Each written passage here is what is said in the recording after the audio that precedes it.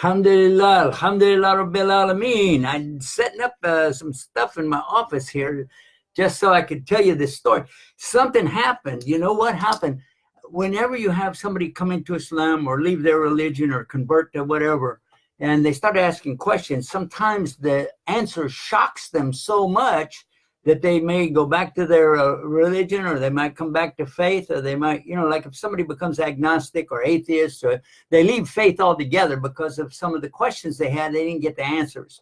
So what I endeavor to do, what I try to do, is to be sure that when I give an answer, that it's a balanced answer from not just Islam, but also something that will make sense and a discovery to real common sense. Because sometimes people in their religions are making mistakes, whether they're Muslims or non-Muslims. They're making mistakes and they don't really know how to interpret something, and somebody tells them how to think. And this is very dangerous. So what I want you to do is make a promise to yourself right now. If you like this, if you enjoy what I'm doing right now, that you will promise me, you will make dua for me, please. And you will make a comment, like it, or whatever like it, the little hearts and stuff. That's great. But please, please be sure you share it. Will you do that? Because this is really having an effect on a lot of people. That's why we're getting these questions. The question was, what is a Sabbath breaker? When an ex-Catholic asks you this question, take your time. Be sure that you give them the right answer. And if you don't know, find out. Let's take a look at this answer on this. And I'm going to read what I said to them, because they're asking Sabbath. Sabbath, what is Sabbath? Okay. In Arabic, it's Sabah. In Hebrew, Sabbath. And we call it in English Sabbath. That's how it goes. All right. And so this is how I started out with it, so people have an idea of what that is. And it means the seventh day of the week. Wahid, Ithna, Thalatha, Arba, Khamsa, Sitta, Sabah. Sabbath. Seven. And the sun worshipers always worship on their first day of the week. That's the big thing. They want to worship. So sun worshipers worship on Sunday. Moon worshipers used to worship on Moon Day. People who worship Zeus, Zeus Day. Woden, the god of wood, Woden's Day. And I think you're going to get the idea pretty quick, all right? So here we go. Prior to the 4th century, the Roman Universal Church was a pagan religion, and it was the official church of the Roman Empire, the Holy Roman Empire. That's right. And in 325 AD, that's the 4th century, the Universal Church of Rome took over a sect, a group of Christians in Turkey, and they had a council there. And it was called the Council of Nicaea, the Nicaea Council, because it took place in Nicaea. All right. Now, who was it benefiting? The one who got the most benefit was the Emperor of Rome, because, he was being persecuted, and that's why he left. He was not in Rome. He was in Turkey. What was he doing over there? He was escaping from the pressure that he was getting there because he couldn't be forgiven according to their religion. The high priest of their religion at that time said he can't be forgiven. He's going to go to hell. You got to kick him out. Let's kill him, and so on. Why was he having all this problem? Turns out he boiled, according to the stories that we heard, he boiled his wife and he boiled his son. He boiled his son because his son was trying to take over from him, and he boiled his wife because she had a group of people following her. They want to still take over from him, even though the son was gone. So, and of course, the high priest was in on it. So he's like, no, you can't be forgiven. So the emperor left. And by the way, he was a powerful guy, fighter. When he got to Nicaea, he found a group of Christians that he said that he would make them the church of the Holy Empire, provided they make some concessions. Let's take a look at the rest of what it says here. Now, this Turkish sect of Christianity had to make compromises with the Roman Universal Church over many topics. The birthday of Jesus had to be changed. So we know for sure what it isn't. We know what it isn't. What it wasn't at that time was not the 25th of December. But not that it really matters to me one way or the other, but it wasn't the 25th of December because they had to change it. That was one of the deals, one of the concessions, one of the compromises they had to make. So they changed it. And by the way, that's coincidentally one of the gods of Rome. That birthday they celebrated was the birthday of Mithras. All right, that's a pagan god. So also they had to include in the worship a celebration of Ishtar, the goddess of fertility. And they had a symbol for her. They had symbols for her because fertility meant you could have a lot of babies. Eggs were a big symbol because, hey, chickens have eggs every day. Rabbits have several litters of rabbits. I don't know if you call them litters or not. Anyway, so the rabbits are also a symbol of it. What? Eggs and rabbits in the springtime of the year. What kind of celebration might that be? Her name was Ishtar, and it was in the Roman pagans. Easter. But I thought that was a celebration of, time out. Let's just keep going, all right? So the Roman statues and images, they had to be included. So this explains to you now one of the commandments that is made, the second commandment, thou shalt not make unto me any graven image of anything that walks upon the earth, swims in the sea beneath, or flies in the air above. Hello, that's the commandment twice mentioned clearly in the Old Testament. Wait a minute, the New Testament says, hold on a second. The New Testament says what? In the very first gospel, the Gospel of Matthew, chapter 5, verse 17, clearly says that Jesus said, in the red letter edition, it'll be in red letters, it's saying that Jesus said, I came not to change the law. What is the law? The law is something called Sharia. I came not to change the law of God, God's laws. I am not here to change the commandments, because the commandments came with the prophets. He said, I did not come to change the law and the prophets. Hello. So don't give that excuse that, we don't worship what no, don't play the game. All right, just go forward, because you're going to find out something else. Besides this, and the statues is a big thing, all right? Statues and images is a very big thing, because that's the second commandment. Then they had to include in their worship the worship of the Trinity. I'll come back to that in a minute. But they had to abandon their Jewish calendar. They were following the moon calendar, the same ones the Muslims and Jews follow today, calculating everything off of the moon. The moon, when it comes out and when it disappears and everything, is real clear, and it takes approximately 28 to 29 days for that to cycle. So at the end of the year, you got 11 days difference between it and the sun calendar, which is 365 and a quarter days every year. Okay, so that's how that works. And by the way, what's halfway between 365 and, okay, take 11 away from 365, you got 356, right? No, 354. 354. So 354 and 365. Split the difference, cut that in half so that you can apply both sides. What do you get? 360. And that's exactly the number of degrees in a circle, 360 degrees. 180 degrees means you turn around and go backwards, because it means exact opposite of the zero. Zero is straight ahead, and 180 degrees backward. Anyway, and that was how many statues that Same kind of pagans had all around in Mecca at the time of Muhammad. They had pagan statues.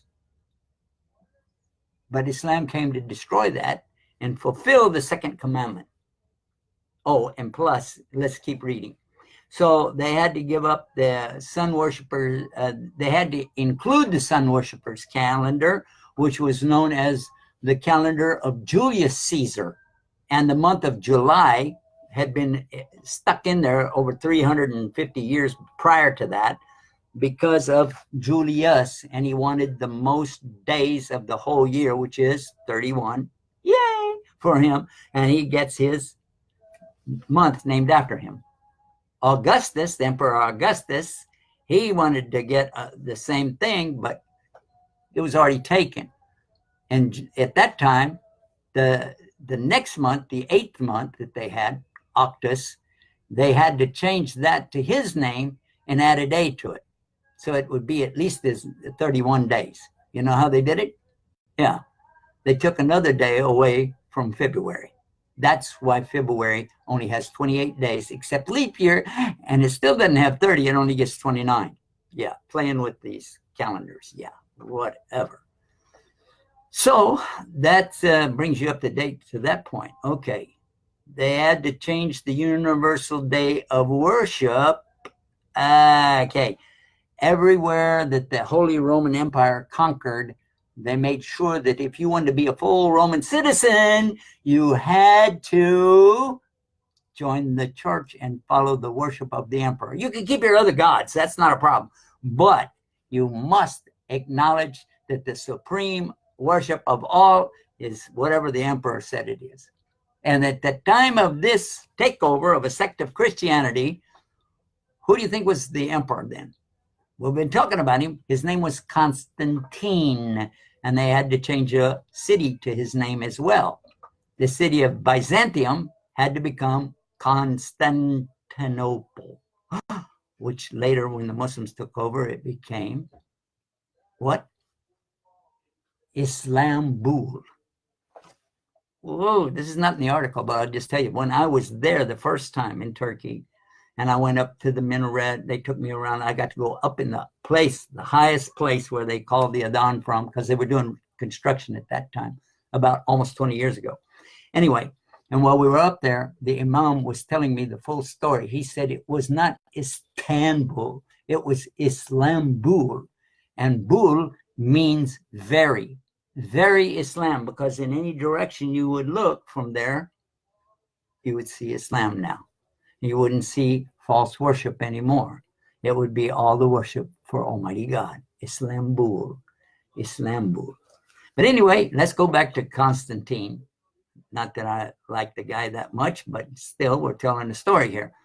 So Constantine insisted that they had to change to that calendar. Now, here's where the problem comes. Now we're going to answer the question for the person who wanted to know. Sabbath. All of the Jews worshipped on the Sabbath. Sabbath. And we call it Sabbath. They call it Sabbath. It means 7. The 7th day. Not the first day. The first day is for sun worshipers. The 7th day? That's for people who worship the one God of Adam, Abraham, Moses, David, Suleiman, Jesus Christ, peace be upon all of them, John the Baptist, and Muhammad, of course, all of them worshiping the same God. Jesus did worship the same God, by the way. He wasn't worshiping himself, but that's another story for another time. Let's move forward. Okay, so the Constantine, the emperor, he was a sun worshiper, and he was the head of the cult, of course, being the sun worshiper. You could be the head of the cult. And so, yeah. Sunday. Sun worship. The order in the Latin language was called Sol Invictus. Invictus means invincible. Sol means sun, the invincible sun. Nobody can destroy the sun. It is the sun. It's the biggest thing in the whole universe. At least that's what they thought at the time, and that's why they worshipped it, etc., etc. Okay. So that's why they changed the name. Those who followed that sect of Christianity, which became the rulers of the world when it comes to religion, that's why they did it. They were tired of being persecuted by the Romans. Hey, if you can't beat them, join them. Where do you think that expression came from? Yeah, there you go. So, but you got to change the day of worship from, well, what difference does it make? Well, the difference is you're breaking the fourth commandment now. Oops. What is the fourth commandment? Yeah. Thou shalt remember the Sabbath day, the seventh day, and keep it for worship. Keep it holy. So if you break the Sabbath and you honor the first, which is Ahad or Wahid, you're a Sabbath breaker. At that time. So this is where the expression Sabbath breaker came from. Anyway, yeah. So let me come on. The Holy Roman Empire spread the religion of Rome, universal church, right along with them. So the church was spread right with the empire growing and growing, and it grew all the way throughout Europe, the Balkans, Turkey, Northern Africa, even into Palestine and beyond. So it was big. The Roman Empire almost went into Arabia, but at that time that happened, a few years, a couple centuries later, then they were into the time of Muhammad Sallallahu. All right, and of course the Muslims were not defeated by the Romans, the other way around. It was not long before the Romans kind of just, they still have Rome. The Vatican is Rome, and that's still a country today. I don't know if you know that. The United States have an ambassador to the Roman. Yes. If you said, well, Roman church, we're not supposed to honor somebody's religion. No. That place, the Vatican, is a country within Italy. Okay? So we do have an ambassador there. If that's not true, then tell them to pull the ambassador out. Anyway, so that's how we know about that. So this is the reason so many Christians accepted the change of their day of worship to match the Roman Universal Church. And some Christians today still follow the fourth commandment by keeping the Sabbath day for worship. Some Christians still do that.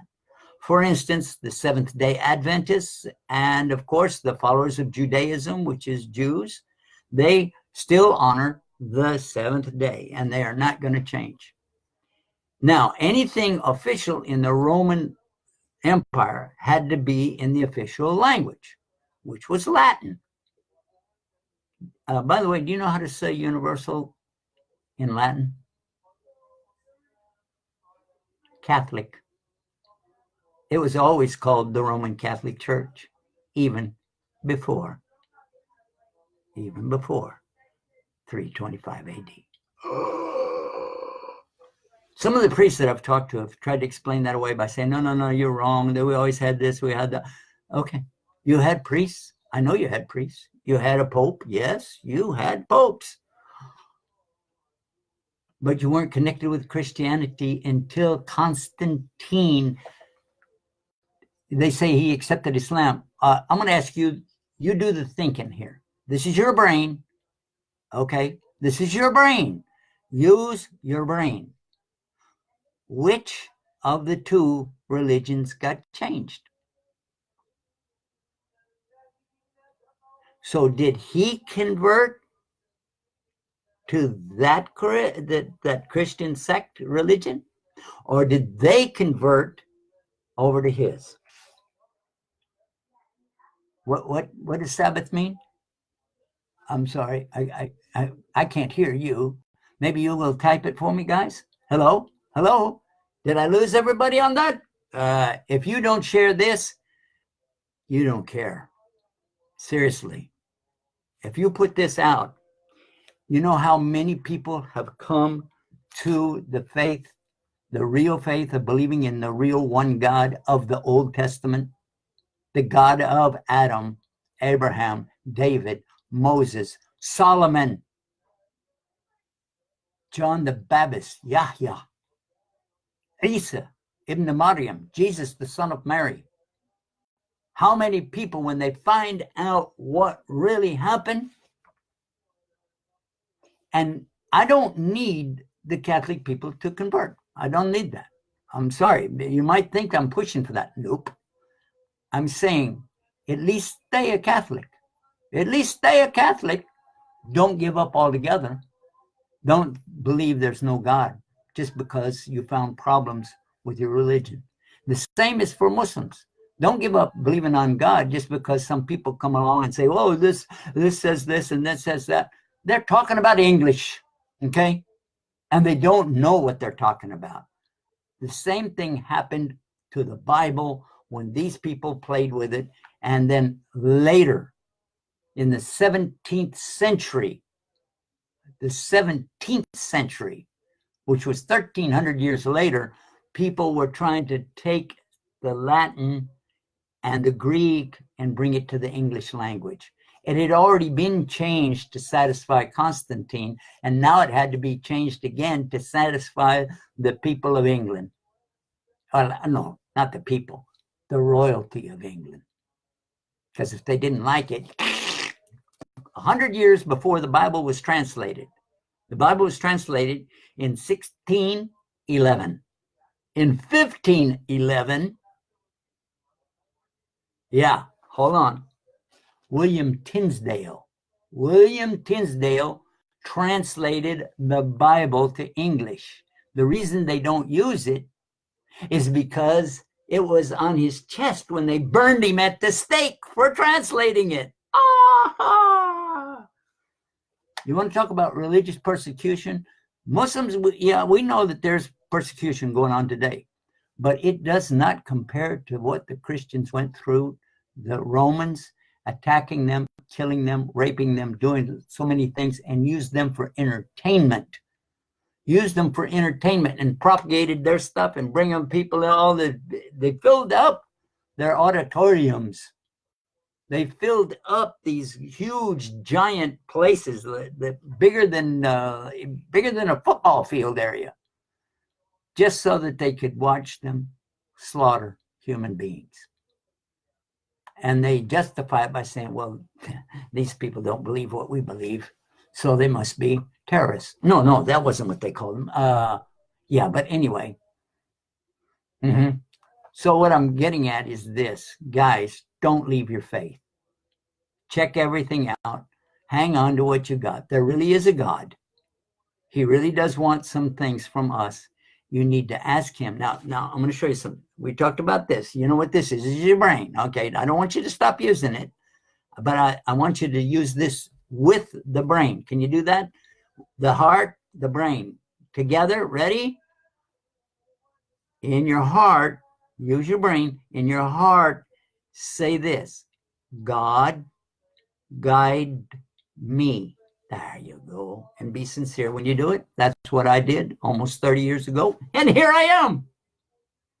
I'm not a Catholic. But if you wanted to know about me being a Christian, we got to have another program. Because when they ask me, are you a Sunni Muslim?